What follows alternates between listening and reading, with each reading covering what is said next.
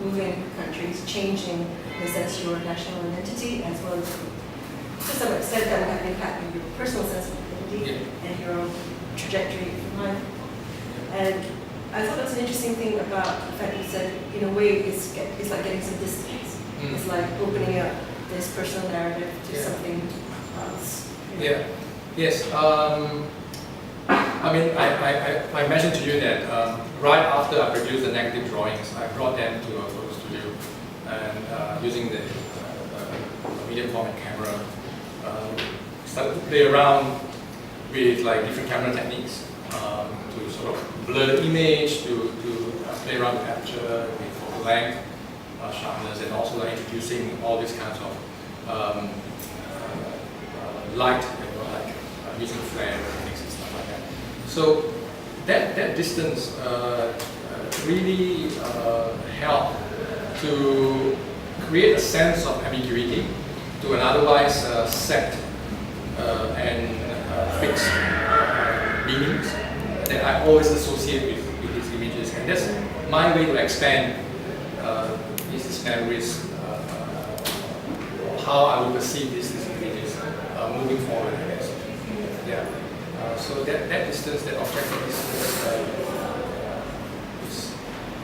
is a necessary balance, in my opinion, to sort of offset what would I assume would be an extremely biased position towards these images.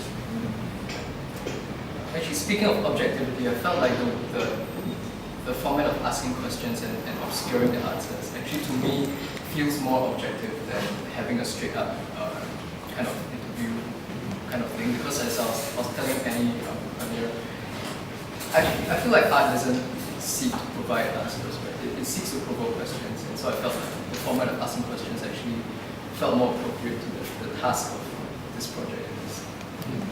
Yeah, and also I think the answers that could or could not be there help to sort of open up the questions even further, because you know what did this guy have to say about what he just asked? Could it be that? Could it be this? So it creates possibilities. Well, we'll retain some of the mystery of those questions, obviously, because we don't have time for it. Is there another question that you think actually, let's get moving to? Yeah, okay. I mean, since we're talking about identity, right? So I had a question that asked a little bit, I guess, poked a little bit at I guess the elephant in the room, which is the Indonesian regime's kind of history of oppressing ethnic Chinese people, right? So part of that involves having to change the Chinese name to something that sounded like it fit in better with Indonesian society. So I have a list which I actually got from Wikipedia about all the ways in which the Chinese surname Huang can be translated into Indonesian. So I'm going to read it out. Huang, Darwis, Wibisono, Wibowo, Widagdo, Widjaja, Widjaja, Widodo, Wianatan, Wijakarno, Wijaya, Wijonako, Wijono, Willi, Winardi, Winato, Winata, Windra, Winoto, Wiratmaja, Wiranata, Wirya, Wiryanto, Wiryo, Wiryono, Wisanto, Witola, Wiyono, Wisan. Which is best? Yeah. Well, I kind of like my. I mean, it's not really a surname. For the longest of time, I've been telling people that I am the only Widjaja in my family because none of my sisters have this Widjaja word in their names. You know? Yeah. Yeah. How come? No idea. Yeah, that's how it works. I mean, obviously there are Indonesian names that with like a family name as part of it, but looking at my cousins, looking at my relatives, it doesn't seem to apply universally. Yeah. Interesting, I mean, because you've asked that question without me saying ask that question, but that was actually a question that I mentioned downstairs as well. Yeah. So we're very in sync today. Yeah. Yeah. So we now know that the current president is a Huang. But I wanted to ask as well the decision to hold on to your name simple, and without, it's not pejorative or anything like that, but I know a lot of people who have moved here from Indonesia, but then decided to shorten their names to a one-syllable surname, for ease or for integration, for all sorts of reasons. But you decided to hold on to your name, and I find it interesting because one through line through your practice has been a lot about identity and this sort of duality of having been from somewhere. Can you talk a little bit more about that and how that affects your practice? Well, I mentioned to you that I've grown to actually like this kind of ambiguous nationality that I have. I was telling you that in Singapore, among my Singaporean friends, they would think that I'm an Indonesian artist based in Singapore. But whenever I go to Indonesia, I would be this foreigner, who left at 9 years old. Yeah.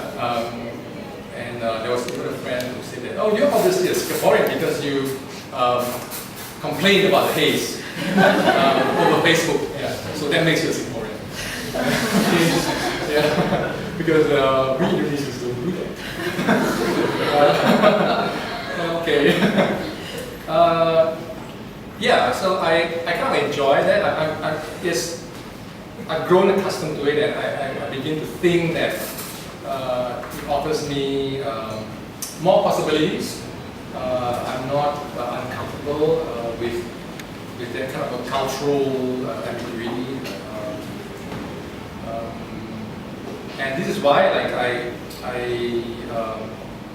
decided to keep my Indonesian name when I converted to my Singaporean citizenship, but also to add my Chinese name onto the IC, because I really think that the presence of these two speaks most accurately about my cultural background. Yeah, it's interesting. I mean, this idea that your identity is sometimes something that other people apply onto you, put onto you. So it's not something that you go around saying I am this, but you feel it most distinctly when you're in a place where someone says, oh, you're not from here, or you're from there. So that's quite interesting. Yeah. But I also note that the title of the session, Imaginary Homeland, you're almost fixing a paradox there, saying something that's deeply personal is also fictitious, right? So can you talk a little bit about that? Because I trace this through a few of your works, this searching for something authentic, but always slipping away. Yeah, I got a phrase. I know that it's very closely. I only realized that later that it is close to what Ben Anderson wrote, the Imaginary Homeland, as when he discussed nationalism. But I got the phrase Imaginary Homeland was when I was reading about Usia films. Again, this diasporic cinematic form or genre, where it suggests China, but it's a China that doesn't exist. In fact, if you look at Crouching Tiger, Hidden Dragon, it was filmed to suggest a particular period, a particular part of China, but Liang will tell you that they were shot at so many different spots, and they suggest a time and space that was only found in his personal imagination. So I found that interesting, the fluidity and the kind of plasticity of that national identity. I find that to be quite appropriate in my context and at once quite liberating as well. And that's interesting. I mean, another film example is I think Zhang Yimou, when he did, I think it was Red Soccer or one of the films I think there was a very elaborate, very vivid sort of dance sequence with red lanterns, and then everyone's like, oh, that's so Chinese, it's amazing. But then actually in interviews, oh, that's completely fake. There's no such ritual, they just did it for cinematic purposes. Yeah. And Hao Guang, you also write a lot about the idea of homeland, and I was just wondering what's driven that search for you? I guess personally for me, I'm Singaporean. I was born and raised in Singapore, but my parents are not. So my dad is actually from Hong Kong and my mom from Malaysia. So I think growing up, I also had that kind of a sense of or at least I like to think of where I'm from as not Singapore, but as Southeast Asia. And even then, right, it's a Chinese diaspora. So I've always had that kind of thing niggling at the back of my mind, which is what led me to read up more about places like Indonesia, and which actually led me to Benedict Anderson's essay as well. And in his essay, one of the questions that I came up with in his essay, he actually talks about how certain parts of Indonesian culture actually jive very well with this idea of imaginary homeland. He says, right, the Javanese language doesn't have a word for society, right, and he uses that to support his point about all societies. So I think in some ways it's actually very Indonesian of someone to think that they have no imaginary homeland. But I think that's interesting because, I mean, let's talk about text for a moment. Because what I gather from your work is there's a, you make marks, you draw, but you draw in the hyperrealistic way because we know you're capable of, but you also make marks using, say, rocks or that you found from a particular location. And a lot of your work traces this idea of making your presence known in the world through mark making as your way of also taking stock of the world around you. And I see that in repetitively through live performance as well as your 2D work. So that leads me to, suddenly I'm thinking about text because you've got a big installation at Beauty World MRT, which I will go and see, I promise, I will just never installate. But I found that really captivating because just by coincidence, recently I was also traveling and went to a lot of archaeological sites. And I came across a Linear B script and I was fascinated because they said, oh, this is one of the earliest found known texts that we know in civilization, I think going back 400, 500 BC, but we've lost the ability to decrypt them now. So all it just looks like regulated patterns. And I think there's something very interesting about recognizing something as text but not being able to read it. And you've used this same sort of process in that. Can you talk a little bit about that? And then we'll go on to talk about this nature of text. Okay, the visual.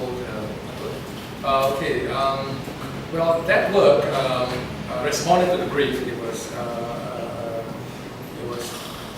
an open competition to submit a proposal, and the theme for